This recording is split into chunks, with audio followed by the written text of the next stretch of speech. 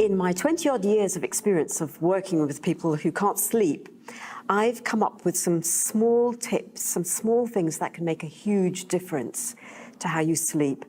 And they're so important, but they're almost easy to neglect because they are so small. But in my experience, even with the most severe sleep cases, they've made a huge difference to how they sleep.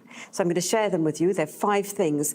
And actually, I've described them in my second book, Fast Asleep, Wide Awake, and I call them my 5 non-negotiables.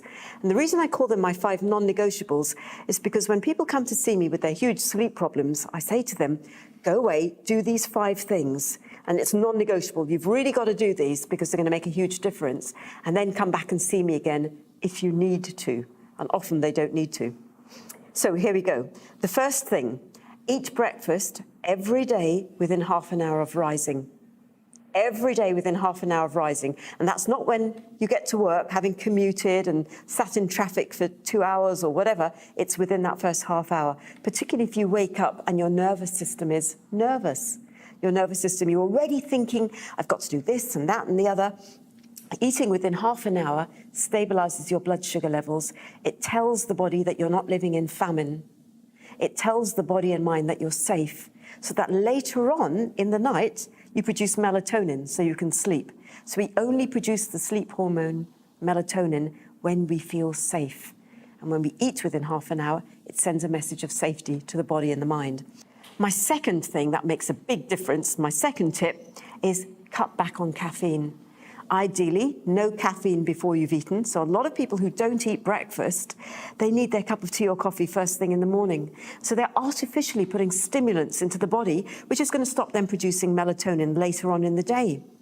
So they need caffeine, but they can't face food. Eat breakfast, don't have any caffeine until you've eaten. And ideally, do not use caffeine as a substitute for food. So if you're getting hungry mid-morning or mid-afternoon, have a small snack, something really tiny, like 8 almonds and 2 dates. It's very specific, but it's a small snack which will stop you reaching for a cup of coffee. Ideally, no caffeine after 3 o'clock in the afternoon.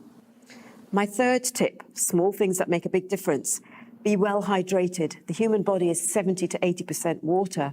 So in order for our sleep biochemistry to function optimally, and for our brain to process the hormones and neurochemicals and neurotransmitters that set us up for good sleep, the brain needs to be well hydrated. That means every cell in the body, 17 trillion cells that make up the body, need to be in an optimal state of hydration to enable amazing sleep. So drink 2 liters of water a day throughout the day. Please don't drink this all before you go to bed at night, otherwise you'll hate me. But a little and often throughout the day, herbal teas, dilute squash, but not the liquids that you take in with tea and coffee or obviously alcohol. All of those are diuretics, they dehydrate you. My fourth tip, small things that make a big difference. Get to bed earlier, 3 or 4 nights a week. Now, I'm trained as a Western scientist. My doctorate is neurophysiology, but I've also studied the Eastern sciences, traditional Chinese medicine, Ayurveda.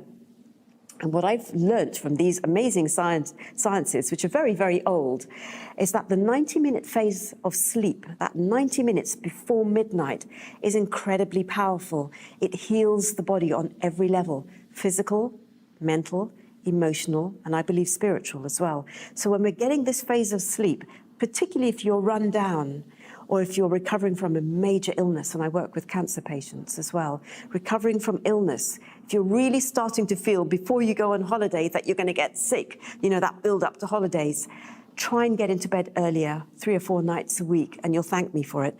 Now, you don't need to get into bed and be fast asleep, but just in bed at around 10 o'clock and resting, and that prepares your physiology to function in a different way so you have more access to deep sleep. My fifth tip, small things that make a big difference, is please, please, please have a healthier relationship with technology. So in the hour before you get into bed, withdraw from technology. So ideally not watching television in bed, watching it in another room, not falling asleep in front of the TV, and not watching TV while you're on 3 or 4 different devices at the same time. So it actually looks like you're in the stock exchange. So you're watching TV, you're looking at one screen. You're not shopping and emailing and tweeting and posting at the same time. So withdrawing from technology about an hour before you get into bed. Ideally, your bedroom would be a sanctuary. It would be free of technology. Ideally, not checking devices during the night. It's normal to wake up during the night, but what you don't want to be doing is waking up, checking time, calculating the time, looking at emails. And actually, all the choices you make during the day will impact on how you sleep at night. So ideally, during the day, making an effort to get away from technology. Ideally, every hour to hour and a half, have a few minutes where you're not looking at phones and not looking at your laptops.